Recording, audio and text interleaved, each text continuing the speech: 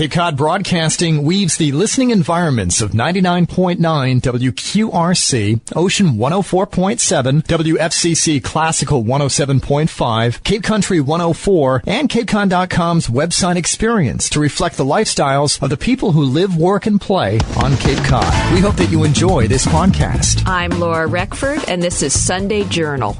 I'm here in the studio with Donna Hannigan of Dennis, who is one of the founding members of a group that formed on the Cape a couple of years ago called Grandmothers Against Gun Violence. Donna Hannigan, welcome to the show. Thank you, Laura. Thank you for having me. I should say us, as I represent Grandmothers Against Gun Violence. And tell me about how this group was founded and why it was formed on the Cape. It was founded shortly after Sandy Hook. Our president and founder, Linda Alhart of Barnstable, was at a Christmas function at her grandchildren's elementary school. It was a wonderful program, a wonderful day for her and her husband. And on the way, this was a suburb of Boston, on the way driving back to the Cape, she heard the news on the car radio of Sandy Hook. She was appalled, of course, but having just come from an elementary school, her thought was, oh, we are so lucky that this didn't happen. And immediately she thought something's wrong with that frame of mind, that we shouldn't be living in a country where we feel lucky if we're not assaulted or our children are not assaulted at school. So when she got home, she wrote a letter to the Cape Cod Times inviting like-minded citizens to join her at her home to discuss forming some kind of group to prevent this thing from happening. As it happened, about 20 grandmothers answered her letter, and we met first in her living room. This was in January of 2012.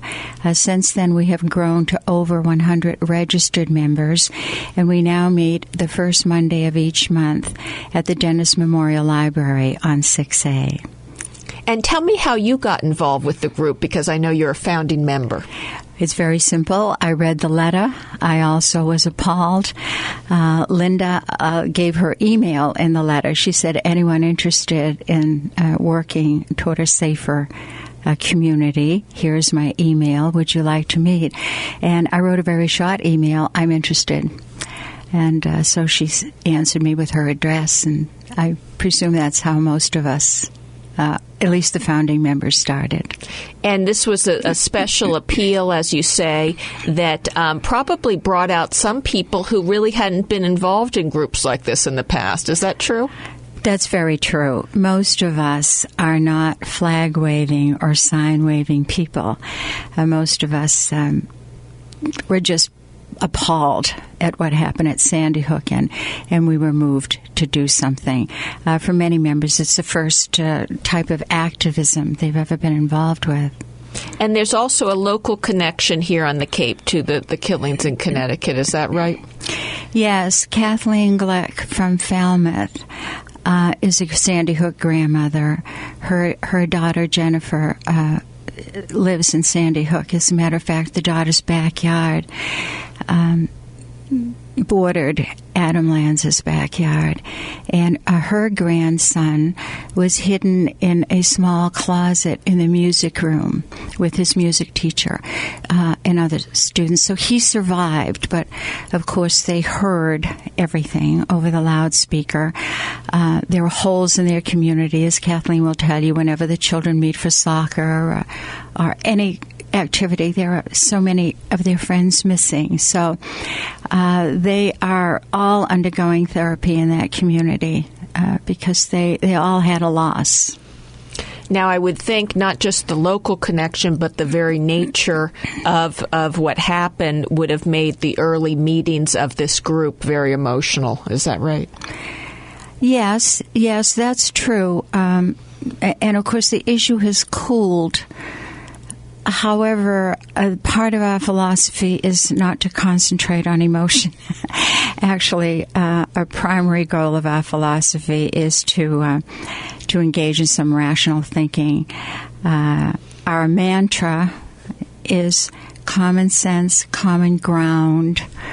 So we really wish to avoid the partisan vitriol that surrounds this very emotional issue of guns in America. At the same time we're fighting gun violence, we're fighting the mindset that prevents solutions, the mindset that has brought Washington to a standstill, the demonizing of the opposition, for instance, separating the camps into the good guys and bad guys, the emotional rhetoric. We wish to go beyond all that. In that spirit, we do not demonize the opposition, in our case, the NRA. I make a distinction between the NRA membership and leadership. I would say all of the members of the NRA are equally concerned about safety for their children. They are husbands, fathers, brothers. They go to the shooting range, many of them, as other men go to the golf course. They are not responsible for the homicides, in large part, in our communities.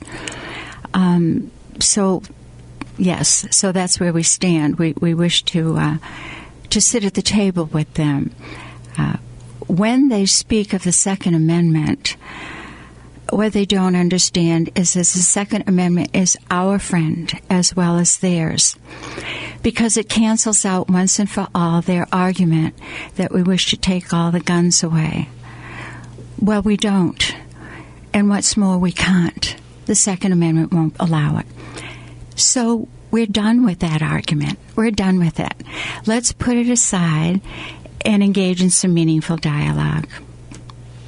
I'm Laura Reckford, and this is Sunday Journal. I'm talking with Donna Hannigan, who is one of the founding members of the group Grandmothers Against Gun Violence here on the Cape that was formed a couple of years ago. And you've talked about your philosophy just now, some of the tenets of your beliefs and how what the organization is working on. What have been some of your activities? Yes, well, there are two misconceptions when it comes to our activities. One is that people think that gun activists are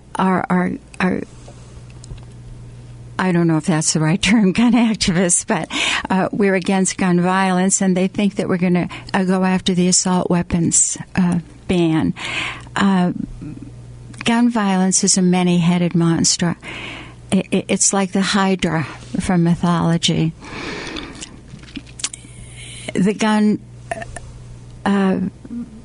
the assault weapons ban is only one head of the monster.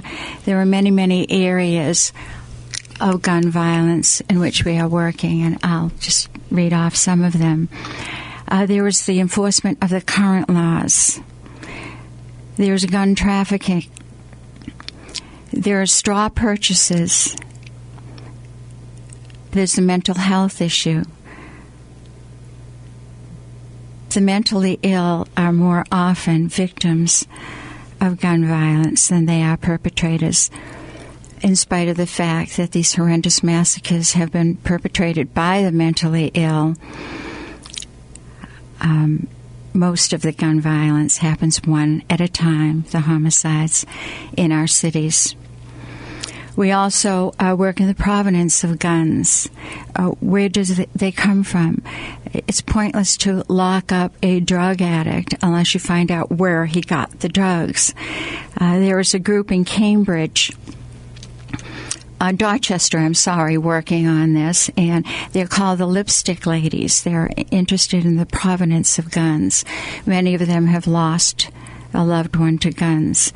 They call themselves ladies involved in putting a stop to inner city killing lipstick. So those are some of the areas in which we are working. The second misconception is that laws are the solution. Just as the problem is many-headed, so the solution is many-faceted also. Yes, sometimes laws are necessary, but it's not just laws, because education trumps laws. In our democratic system, laws are here today and oftentimes gone tomorrow. There was an assault weapons ban in our country for 10 years, from 1994 to 2004. That was a law, but now it's gone. So that if you have an educated populace, that's the answer. That's the answer.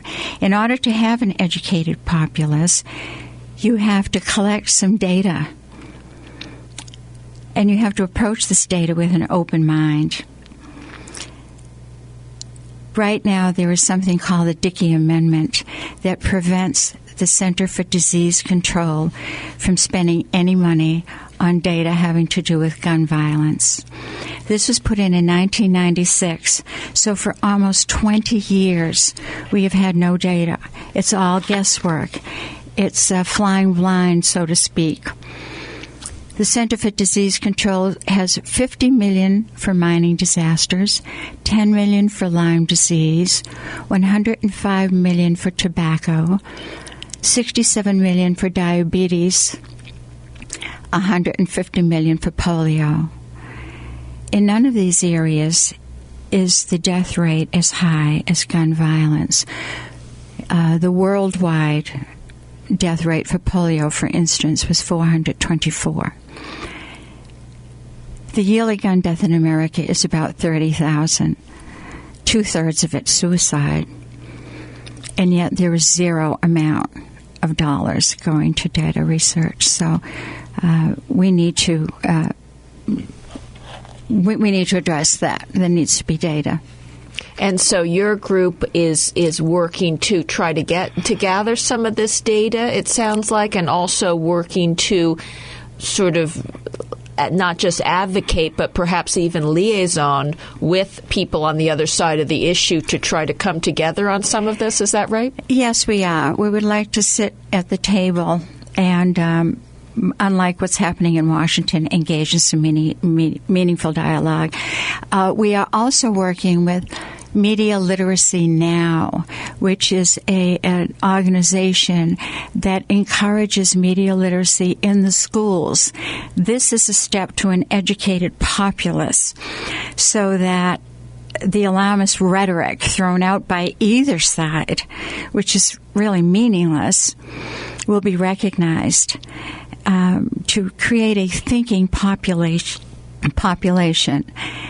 that can take the data and work with it. So Media Literacy Now is sponsoring a bill in the current session of Congress, and our Senator Dan Wolf has agreed to sponsor that bill to encourage media literacy in the schools for thinking, to get some critical thinkers in the population. Education is the answer. It's not very glamorous. It's not going to bring results tomorrow, but we think it's part of the answer, yes. Part of the many, many areas in the solution that needs to be addressed. Do you think there is a certain significance to the group being grandmothers that perhaps it might feel less threatening, or perhaps there might be a deference that comes with that, or a wisdom that comes with it that brings some strength to your group? Well, that can work both ways. We feel we have a certain wisdom. We've lived a long time, and we've made our mistakes, and we've observed from the civil rights era up until now. We've seen a lot of issues that have taken many, many years to be completed incrementally through the years. The automobile, tobacco, all these areas, and civil rights have taken a long time. And, in 1996, the automobile deaths were twice as much as gun deaths. Now, in 14 states of the United States, gun deaths surpass automobile deaths. This is not only because there are more guns that they are, but it's because the data on automobile death was accumulated, studied, and measures were put in place. So yes, we do. We feel we bring some wisdom. On the other hand, we are not limited to grandmothers, although our title, we were all grandmothers when we first met, so our title would suggest that we are only grandmothers. Everyone is invited to join us. And we hope we are not stereotyped as emotional little grannies, because we are not. Now, what kind of reaction have you gotten on the Cape? I know you've done a number of standouts. What kind of reaction do you get from people going by? Well, it is mixed. On the 14th of every month, which is the date of Sandy Hook, the 14th, we meet at the Hyannis Rotary, and we hold signs, nothing incendiary, but simply to remind people that there is a problem. And many people will go by and give us thumbs up, and some will give us thumbs down, and that's okay. That's to be expected. We would love to sit at the table with the thumbs down people and have a conversation about what we can do together to solve the problem of gun violence in our country. And have you found that there are some elements of this issue that you can come to agreement with on the other side, that even a small piece of it that you can both agree on? Yes, the court systems. One of the things I mentioned before was enforcement of the current laws. Many NRA members have the saying that catch and release is good for fishermen, but it's not good for criminals. And they want the laws that are on the books to be enforced and not plea bargained away. So we are on the same page as in that, and we are monitoring in the Barnstable Superior Court the most egregious gun crimes. Grandmothers sit there for these trials and take notes, and we watch and we learn. And so in that way we are collecting data. Have any more of these groups been formed throughout the country, or is this the only one on Cape Cod? As far as I know, we are the only one on the Cape, except that there are many groups in the country. There is a coalition out of Boston of 30 like-minded groups. John Rosenthal, Stop Gun Violence, the Lipstick Ladies. There are 30 of them. But not any other grandmothers against gun violence groups. Oh yes, we do have a very active group in Kansas City, Missouri. Extremely active, yes. They are a chapter. And okay, so this is really across the country.